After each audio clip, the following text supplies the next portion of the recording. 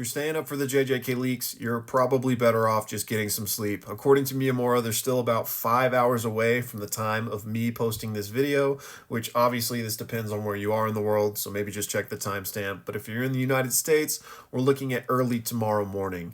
But since we got some time to kill, I'm going to answer a quick question and we'll also recap where we left off last chapter. So basically the stakes as we left them were Akotsu had opened up his domain. He, Yuji, and presumably Rika, even though we didn't see her in the domain, but we did see her at the end of the chapter, are all squaring up against Sukuna, who has cast Hollow Wicker Basket in order to avoid the sure hit of Akotsu's domain, which is presumably Angel's technique. No confirmation of that, that's just what Sukuna speculated, but it makes sense, right? And of course, Akotsu's got all of these swords and can use his copy technique essentially without limitation.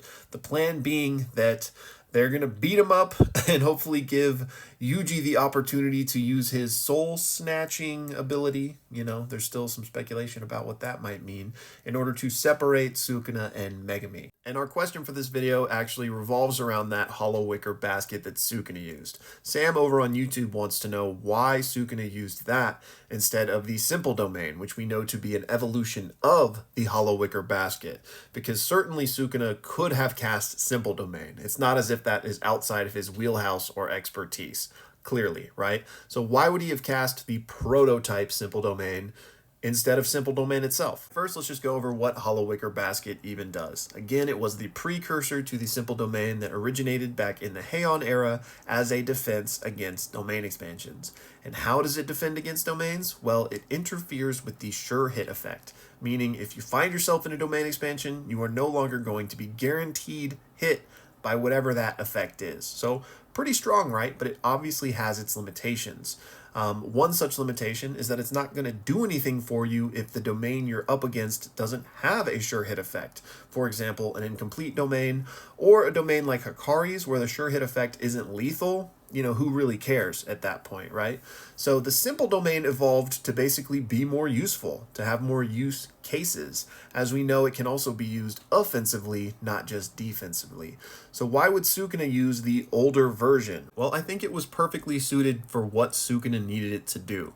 Again, in the world of Jujutsu Sorcery, nothing is kind of by chance, right? There's a reason that Simple Domain evolved from Hollow Wicker Basket. And again, that's because it's way more useful in the sense that it has more uses. Again, it can be offensive, but really it can just be customized with all sorts of binding vows. And what do we know binding vows to do? They operate on equivalent exchange, meaning you give something up in order to gain something else.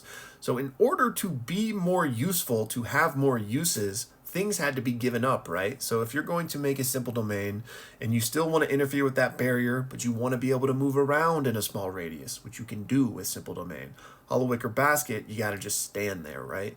So something we can kind of glean from this is Hollow Wicker Basket is probably stronger in its effect to cancel a sure hit effect compared to a Simple Domain, because you're giving things up from going from a Hollow Wicker Basket to a Simple Domain to be able to move around freely, to be able to imbue certain binding vows into it, to make it more useful. I know I'm getting long-winded here, but the benefit of Hollow Wicker Basket compared to Simple Domain is that it is the best at sure hit cancellation. Now, why is that? Because you are sacrificing the most. You have to stand still, your hands are occupied, and you're chanting. In Simple Domain, you just cast the Simple Domain and then it's up. You can move around, but it has the detriment of being able to be overpowered, right? So it stands to reason for me that the Hollow Wicker Basket has a much lower chance of being able to be overpowered due to the fact you're standing still, your hands are occupied, and you're chanting.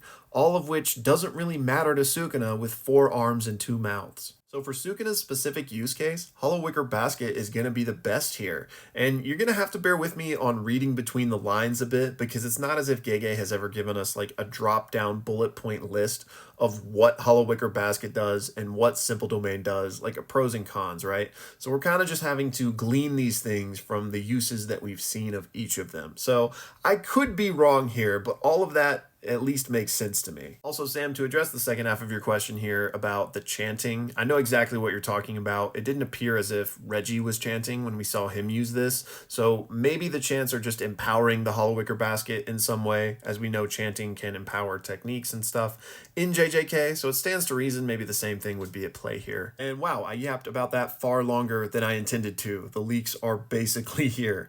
Not really, but Miyamura did tweet out some stuff about this chapter. He says that the fight is staying with Sukuna, Okotsu, and Yuji, and that also Okotsu survives the chapter. He also says he doesn't have the leaks yet, but I still trust this information. He wouldn't just, make this up and tweet this for no reason. So I'm glad there's no POV switch. That would have been, a rude cliffhanger, Gege. But yeah, I am still nervous because I don't think we've seen whatever this was. However, if Okotsu is confirmed to survive, it doesn't seem like anything too crazy would happen this chapter because obviously Yuji's not dying this chapter. So I don't really know what this reaction would have been if nothing like that happens. So maybe we're still not going to see this in 250, but I don't know. Anyways, let me know y'all's predictions.